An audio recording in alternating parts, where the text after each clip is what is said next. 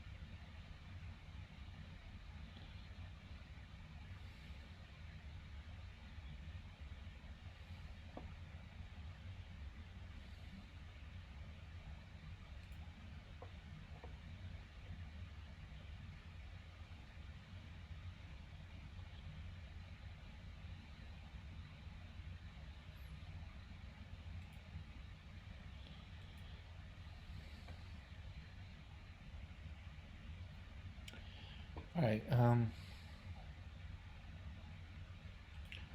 guess we'll review this game. I'll play it out to checkmate. Yeah,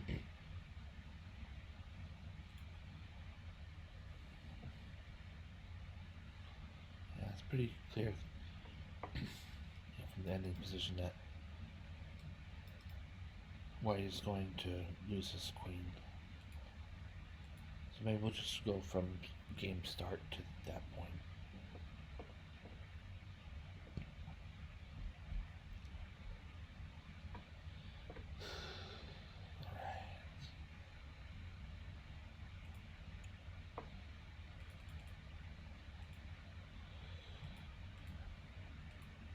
An early fight for the center.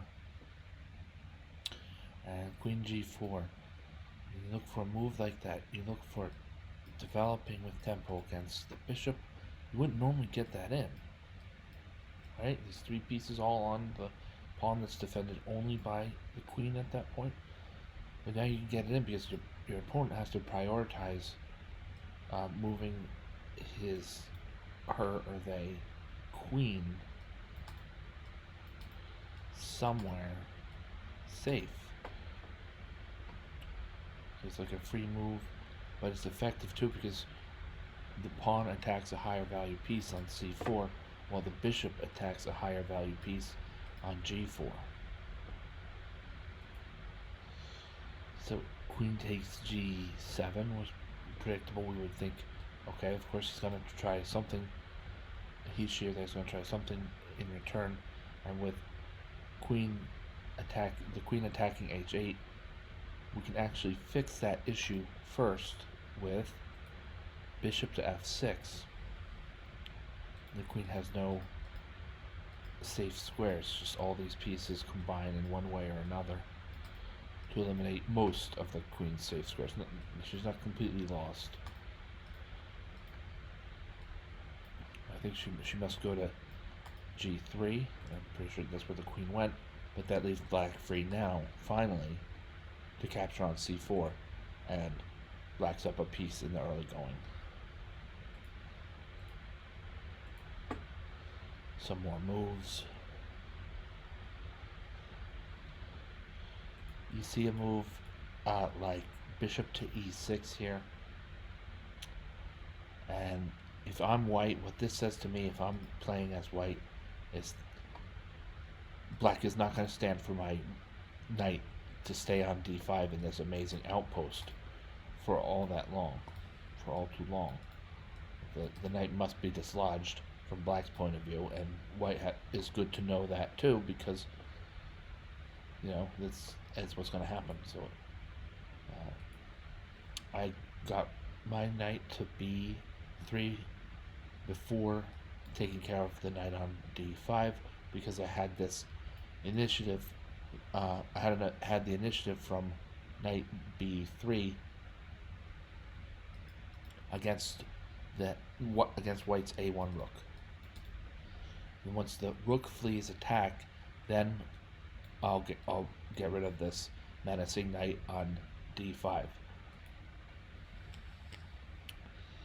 And my opponent made an issue out of the knight instead, with capturing the bishop with check, and I get to develop a piece by capturing in return. All black's minor pieces and pieces valued more than a minor piece are all safe. There's only one, I believe, one. The only piece on the board that's not safe for black is this e5 pawn. But white has more important things to deal with before collecting a pawn on e5 would be task for the queen here to capture on e5.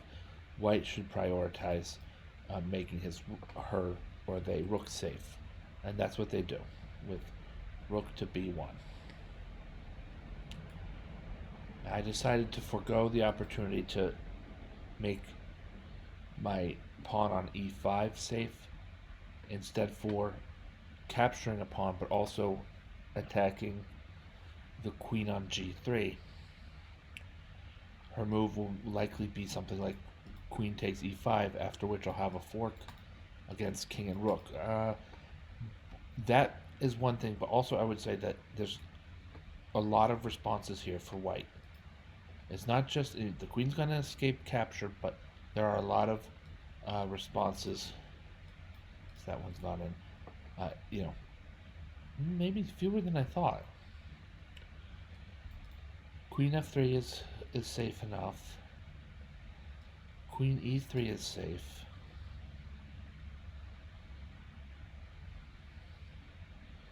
Queen takes e5 is very unsafe, but for a tactical reason. No, the bishop is pinned. Queen takes e5 makes a lot of sense. My opponent played queen takes e5.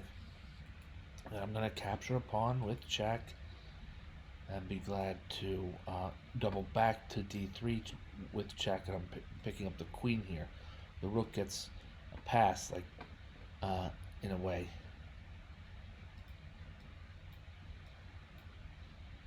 I would say like Jackie Jr. I shouldn't say like anything really.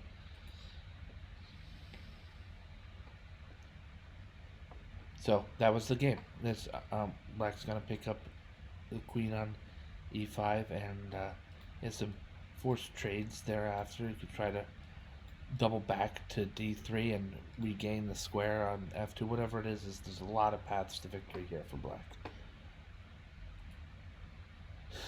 All right, I'm gonna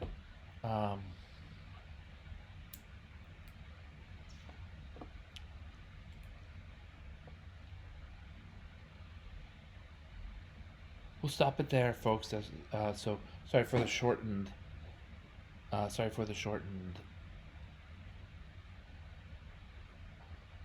broadcast. But that's what we're gonna stop there. Thank you all for watching. Thank you, Gravitrons. I'm more gravity. Have a great night.